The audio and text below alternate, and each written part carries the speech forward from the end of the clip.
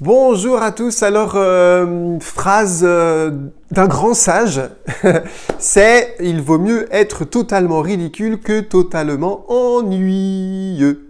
Et donc, afin d'être un petit peu ridicule, je change de veste devant vous et je mets cette veste-ci qui a quelque chose de particulier que je voudrais vous montrer. Je ne sais pas, je l'avais déjà la semaine dernière à la vidéo. Je ne sais pas si vous voyez ici, mais j'ai une tache sur la veste.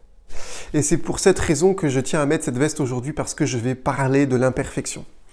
Il y a quelque temps, j'ai un ami, alors il se reconnaîtra peut-être dans cette vidéo, et ça me permet de me servir de cet exemple, un ami qui vient gentiment me voir en me disant « Tu sais, dans une de tes vidéos, il y a une faute d'orthographe. » Et alors, je dis « Ben oui. » Et me dit-il « Ce serait bien de la changer. » Et en fait, non. Parce que lui ai-je répondu, c'est aussi bien de montrer que je fais des fautes. Alors c'est vrai que j'essaie de ne pas en faire, je fais de mon mieux pour pas en faire, et puis en fait, parfois j'en laisse, soit parce que je vais quand même trop vite, soit parce que je suis fatigué, et parce que j'en laisse. Et que j'ai considéré que c'était quand même bien de montrer que je peux laisser faire des fautes, j'en fais pas exprès, mais je peux en faire. Et puis je peux avoir aussi une tache sur ma veste, ça peut arriver, bien que j'essaie de faire attention. L'éloge de l'imperfection, c'est un peu ce que je vais essayer de faire aujourd'hui. Alors en chacun d'entre nous, selon une discipline qui s'appelle l'analyse transactionnelle, en chacun d'entre nous il y a 5 injonctions, 5 impératifs, on pourrait dire, qui sont à la fois bons et en même temps qui peuvent nous pourrir la vie. Et parmi ces 5 injonctions, ces 5 drivers, eh bien, il y a le fameux « soi parfait » qui est assez fréquent, le « soi parfait ». C'est-à-dire ce sentiment que je dois être parfait pour être à la hauteur, devant mon propre regard, ou devant le regard des autres, ou même dans la vie. Alors, la première des choses, c'est qu'il ne s'agit pas simplement de dire il faut dégommer ce soi parfait parce qu'il nous pourrit la vie. En fait, il a quelque chose de positif, c'est qu'il nous motive pour faire le meilleur quand nous avons à poser des actes et pour être le meilleur de nous-mêmes. Et ça, c'est OK, il n'y a pas de problème et il faut le garder. Mais il y a un moment où il y a un basculement, où cette recherche du meilleur qui devient un faux du parfait, qui en fait est comme une ligne d'horizon qui, plus j'avance, plus s'éloigne de moi, la distance reste la même, bien, il y a un moment où ça va générer en moi une insatisfaction récurrente.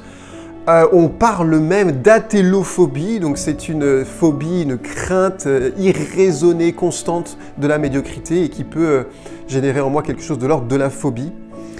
Et qu'est-ce que ça va générer? Si c'est pas, enfin, en tout cas, vraiment juste de la phobie, mais si c'est un trait de caractère que je peux avoir, c'est que la première des choses, c'est que comme je ne me sens jamais à la hauteur de cette perfection, jamais atteinte, eh bien ça va faire baisser en moi l'estime de moi-même, créer en moi comme une frustration, une tristesse, un sentiment que voilà, je suis pas OK, je suis pas à la hauteur et ça va pas comme il faut, et puis ça va être vrai aussi devant les autres.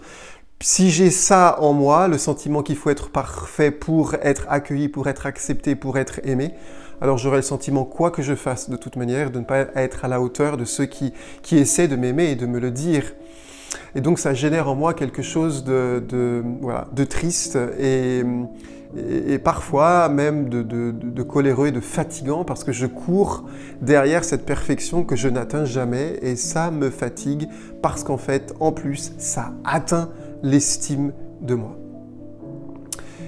La clé, pour moi, est dans la tradition judéo-chrétienne, quand j'entends cette phrase « Soyez parfaits comme votre Père Céleste est parfait ». Alors, phrase, si on l'entend comme ça, on se dit « Ah, mais ça veut dire quoi? Ça veut dire que je dois chercher à être parfait, divinement parfait ». Donc là, si je cherche ça, je risque de m'épuiser grandement. Parce que j'oublie toute une part de la lecture, en fait, qui est, pour nous, les judéo-chrétiens, qui est ceci: soyez parfaits comme votre Père Céleste est parfait, sans oublier qu'en fait, votre Père Céleste a montré sa perfection et son identité profonde en assumant la vulnérabilité de l'homme par Jésus de Nazareth. Ça, c'est quand même bouleversant, c'est-à-dire que la perfection divine qui nous est montrée comme une perfection qui assume la vulnérabilité de l'homme et la limite de l'homme. Et donc, je comprends par cette clé de compréhension que intégrer ou désirer la perfection divine, c'est assumer ma vulnérabilité et ma limite. En d'autres mots, je pourrais dire, c'est être parfait que d'accueillir son imperfection. On pourrait aussi dire, c'est être parfaitement imparfait, comme j'entendais souvent dans la formation à l'INA, être parfaitement imparfait. C'est-à-dire, j'assume parfaitement d'être imparfait. J'assume parfaitement d'avoir cette tâche que je vais quand même essayer de laver après, mais je l'accepte aujourd'hui et je peux assumer parfois de faire des fautes d'orthographe. Je l'assume parfaitement. Je vous propose 2 livres qui m'ont nourri, qui m'ont impacté. Le premier, c'est L'éloge de la faiblesse d'Alexandre Jolien, que beaucoup connaissent. Et je vous invite à lire ce livre qui fait beaucoup de bien. Et puis un autre qui m'a beaucoup impacté, c'est Rien de ce qui est inhumain ne m'est étranger de Martin Stephens, professeur de philosophie. Ce livre aussi m'a beaucoup impacté, je vous invite à le lire, c'est très beau. En fait, nous sommes invités à intégrer notre part de limite, notre part de vulnérabilité, et c'est ça le chemin vers la perfection.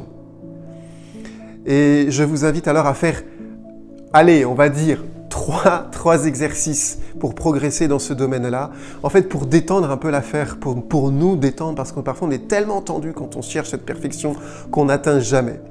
Première des choses, c'est quand vous sentez qu'il y a en vous cette injonction, cette recherche de la perfection, de vérifier si. Est-ce que vous êtes du côté de recherche de l'amélioration, ce qui est OK, c'est très bien, ou est-ce que ça vous fait verser dans un état intérieur qui vous plonge dans la déception, le découragement, l'insatisfaction profonde et voire même la tristesse ou la colère contre vous-même parce que vous ne l'atteignez pas. Et dans ce cas, eh bien, peut-être un point de vigilance, il y a une conscientisation à dire « Ok, que je m'améliore, c'est bon, mais que je me déprécie parce que je mets une telle pression qu'en fait, je ne serai jamais satisfait, ça, c'est pas bon. » Deuxième point, je vous invite à choisir peut-être un domaine dans la semaine à venir dans lequel vous voulez vous améliorer en acceptant votre limite, votre vulnérabilité, donc d'intégrer les deux.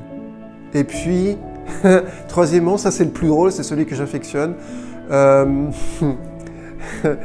Je vous invite à consentir dans la semaine à 3 actions imparfaites. C'est-à-dire, ok, je vais faire ça, mais j'accepte de poser cet acte même si je sais que ça va être imparfait.